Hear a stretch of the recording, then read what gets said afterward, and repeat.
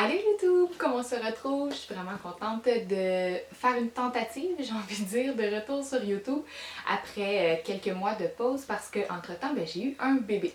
Et là, présentement, bébé dort. Les siestes, c'est encore fragile, ce qui fait que ça se pourrait que la vidéo doive s'arrêter très abruptement. Mais on va se croiser le doigt que j'ai au moins le temps d'en filmer une. Donc j'ai envie de commencer mon grand retour. D'abord, j'ai pour mon grand retour mis mon chandail illustré, mon chandail vintage illustré par Jean Goldstein. Alors je me suis dit qu'elle allait me donner la force de revenir sur YouTube. Mais j'ai eu envie de recommencer mes capsules avec tous les albums que j'ai reçus depuis le mois de décembre. Donc je vous rappelle que les maisons d'édition m'envoient leurs livres, mais je ne suis pas payée pour en parler, je ne suis pas obligée d'en parler. C'est vraiment juste par amour pour la littérature jeunesse que je le fais. Donc, commençons ici avec Charabia reste sur sa fin. C'est aux éditions Michel Quintin, illustré et écrit dans le fond par Sabrina Deneau.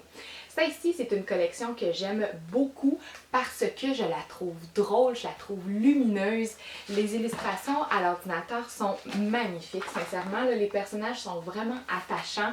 Donc ici, si je vous explique dans le fond l'histoire de celui-là, c'est que Charabia trouve un sac de nourriture sur la table et quand il en mange, il réalise que c'est sûrement de la nourriture vraiment santé que sa maîtresse veut leur offrir. Alors il décide par tous les moyens de faire disparaître la nourriture du sac. Si je vous laisse observer la couverture, on peut voir qu'il y a des ratons laveurs derrière, donc ça vous donne un petit indice là, de qu'est-ce qui va se produire. C'est humoristique, c'est drôle, c'est léger, c'est parfait pour les petits, vraiment une belle collection. Nous avons ici chez La Montagne Secrète les 4 saisons du pipa. Le pipa, ce que j'ai appris grâce à cet album, c'est un instrument traditionnel chinois. Et ici, dans le fond, on a une histoire où on vient rendre un peu hommage là, aux grands-parents qui jouent de cet instrument-là. Et on suit, dans le fond, les 4 saisons avec l'instrument et encore avec l'image de l'enfant et de ses grands-parents. C'est vraiment mignon. Les illustrations sont touchantes également. Je peux vous montrer ici, là. Donc, c'est beau, mais ce que j'aime le plus, c'est que cette maison d'édition-là, c'est un album qui est musical. C'est une maison d'édition musicale.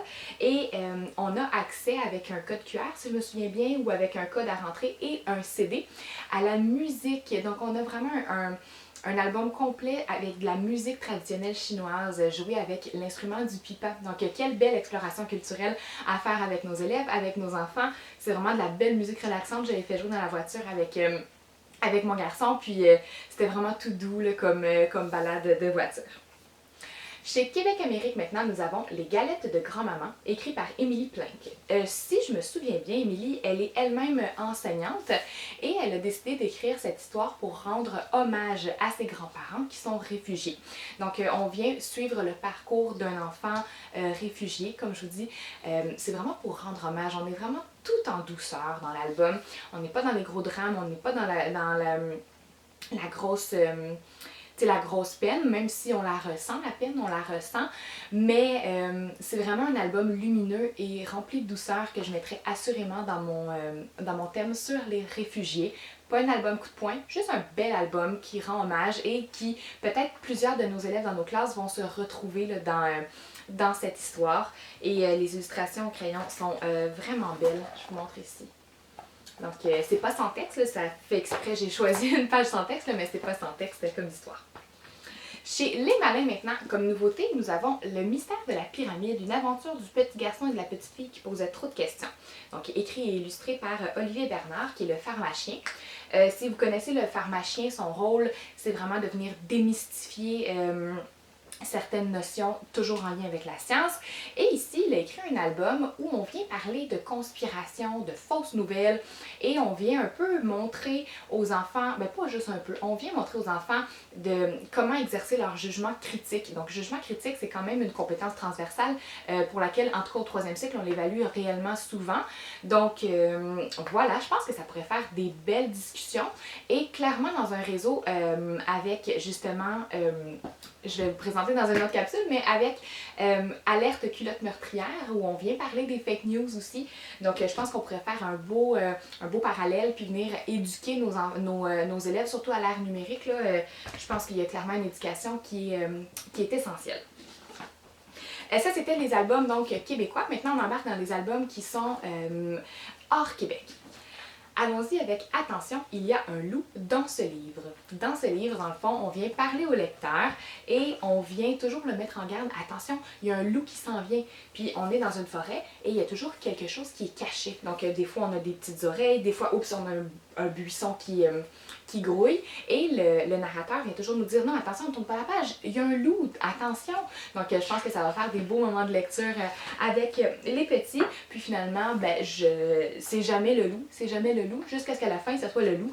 Mais le loup est occupé à cueillir des fleurs, il est pas méchant, là, donc il y en a rien, il s'en fout là, du lecteur. Alors c'est vraiment drôle, c'est mignon. Peut-être un thème sur le personnage du loup avec les petits, ou encore juste pour le plaisir là, de venir un peu changer puis modifier là, les contes où on associe beaucoup là, la méchanceté au loup. Le train de la liberté. Toujours chez Frimousse. Donc, Le Train de la Liberté, c'est un album où on vient parler de la ségrégation, mais de la lutte contre la ségrégation aux États-Unis. Et on vient raconter l'histoire d'une petite fille. Donc, ça dit, je vous lis la 4e de couverture. Mon père avait raison. Le monde entier se souviendra de la petite fille noire de Topeka. Et la petite fille noire de Topeka, c'est dans les premières, là, si je me souviens bien, là, à avoir été dans une école où il y avait des blancs. Normalement, elle devait faire là, des kilomètres de marcher puis, pour aller dans son école de noirs. Et on vient vraiment aborder la lutte que le père, le courage, la persévérance dont le père a dû faire preuve pour réussir à inscrire sa fille dans cette école.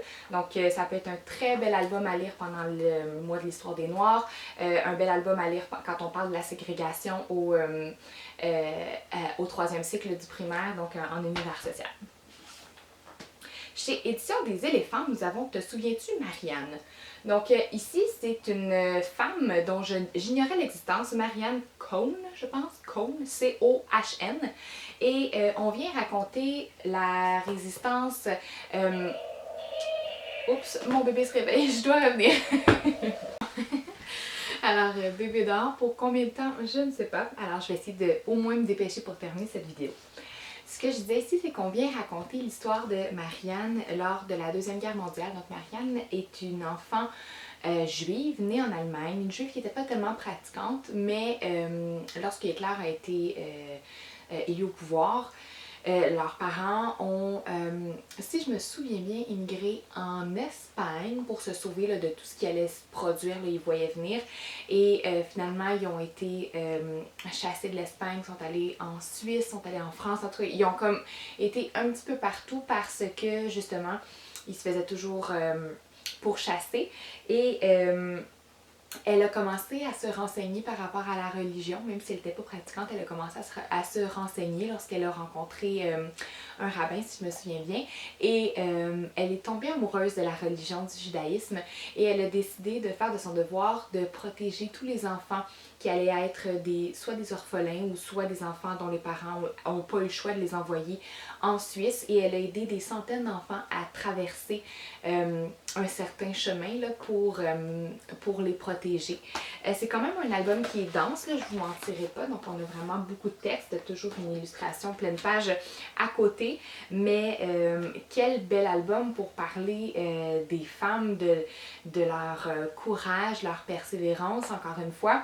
Alors pour le mois de mars, justement, ça peut être une belle femme à rendre hommage et à honorer dans sa classe si on veut la présenter de cette façon, mais on peut aussi présenter l'album au 3e cycle lorsqu'on parle de la 3e guerre mondiale, donc pourquoi pas pour les élèves qui sont très intéressés par ce sujet. C'est quand même toutefois, j'ai envie de dire, très lourd. Il y a peut-être des petits avertissements, des petits trigger warning. Définitivement, je le lirai avant de le lire à mes élèves pour voir si vous vous sentez à l'aise d'aborder tous les sujets qui sont abordés. On finit avec deux de mes coups de cœur.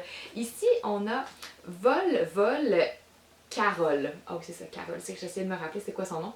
C'est un album où on vient jouer avec la mise en page, avec vraiment tout le paratexte. D'abord, de par son orientation. Donc, on vient le lire à l'horizontale comme ça. Et c'est un oiseau, je ne me rappelle plus quelle sorte d'oiseau, qui décide d'apprendre à voler. Et là, il va se lancer de son nid et il va tomber et on va... Attendez, je vais vous montrer. On va rencontrer plein d'animaux qui le croisent pendant sa chute. Alors c'est vraiment drôle, c'est parfait. Il va finalement tomber dans l'eau et remonter avec un poisson. Ah oui, si je viens de me rappeler c'est quoi le poisson, l'oiseau. Il va remonter avec un poisson puis il va donc finalement avoir réussi à voler puis il va remonter finalement et revoir tous les animaux. Sauf que là on va changer de bord. Et il va revoir tous les animaux qu'il a croisés dans sa chute. C'est vraiment tellement brillant, je trouve. Juste de jouer avec l'album, les enfants vont adorer ça. Et finalement, à la toute fin, on en apprend un petit peu plus sur les martins pêcheurs, donc les oiseaux qui pêchent.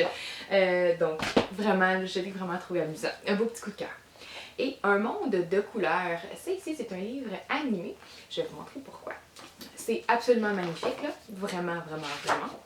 Donc, on a une illustratrice qui vient parler avec le lecteur et qui se demande, tu sais, on vient un peu, oui, découvrir son processus créatif, mais vraiment, on vient jouer avec un illustrateur omniscient qui vient nous expliquer un peu là, ce qu'il fait. Donc ici, on a comme un petit calepin où elle vient nous montrer, ah, ça commence par une petite tache de bleu. Et là, qu'est-ce qu'on a? Bon, ben là, elle nous explique des choses bleues qu'elle arrive à dessiner. Là, dans ce cas-ci, c'est des grenouilles qui s'en vont finalement dans un arbre. Et là, il y a une autre petite tache, elle a décidé d'ajouter du jaune. Qu'est-ce qu'on va retrouver avec le jaune? Oh, regardez ça, c'est hallucinamment beau. Vraiment, là, tellement, tellement joli. Et comme je vous dis, c'est vraiment l'illustratrice qui nous parle, ce qui est très rare. On a souvent des auteurs qui parlent au lecteur, mais une illustratrice qui nous parle, c'est différent. Et c'est beau, là. Regardez ça. Et on vient, dans le fond, voir toutes les couleurs là, ben, pas juste de l'arc-en-ciel, là, vraiment une belle palette de plein de couleurs. Après, on vient mélanger les couleurs. C'est absolument magnifique.